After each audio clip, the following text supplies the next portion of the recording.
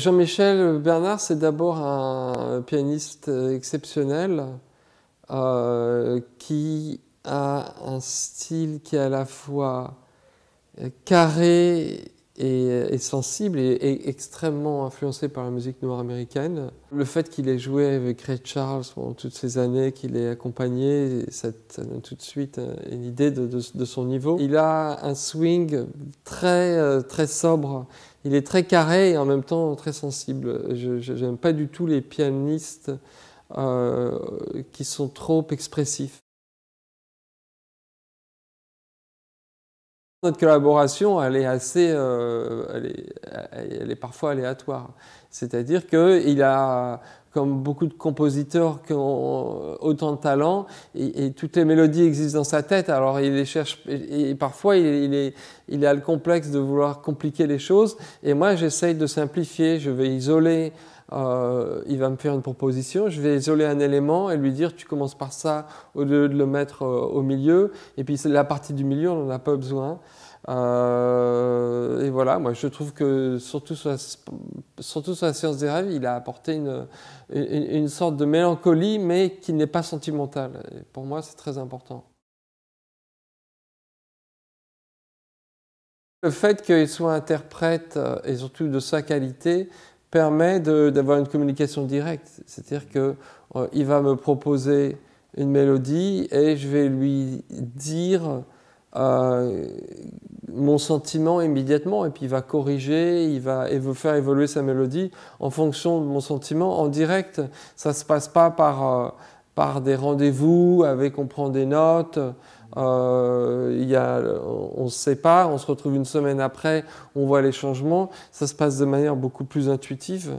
Et ça, c'est très important.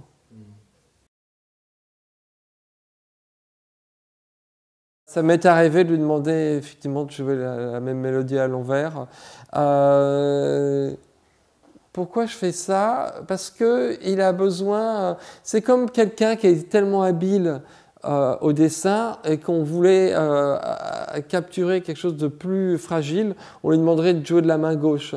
Bon, c'est une comparaison assez éloignée, mais je pense que c'est une manière de le surprendre. Et les mélodies jouées, si une mélodie fonctionne à l'endroit, elle fonctionne aussi à l'envers. Les harmonies ne seront pas du tout les mêmes, mais ça ne fera pas du n'importe quoi. Et par contre, ça va le surprendre et il va rebondir dessus pour évoluer et composer quelque chose auquel il n'aurait pas pensé. C'est toujours un moment... c'est un des moments les plus impressionnants, les plus magiques du travail. C'est-à-dire qu'il y a 60 personnes qui vont réagir tous en même temps et participer tous ensemble à la finition, parce que c'est quand même pratiquement la dernière touche du film. Et on projette la scène sur un écran voilà, Jean-Michel dirige l'orchestre. Ce qu'il fait en général, c'est que il y a toujours, c'est comme moi en tant que réalisateur par rapport à une équipe, surtout une équipe volumineuse, il faut faire ses preuves parce qu'il y a une sorte de bizutage un petit peu. Et Jean-Michel, ce qu'il fait, c'est qu'il se met au piano et il fait un truc assez balèze. Tout de suite, ça calme les doutes, quoi. Ça met les choses à niveau. Et après, il est extrêmement respecté. Puis il fait des arrangements, par exemple, pour les violons qui sont magnifiques.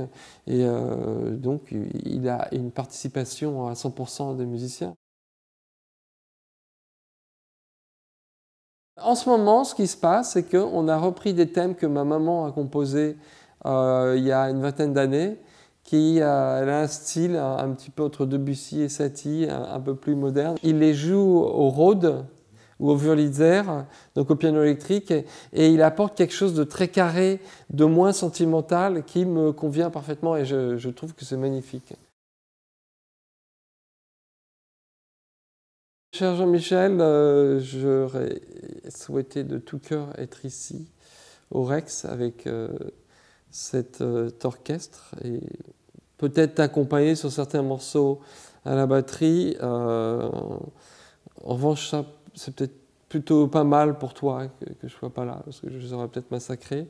Mais voilà, tu m'as composé des thèmes qui ont donné de la mélancolie à mes films, et je t'en remercie.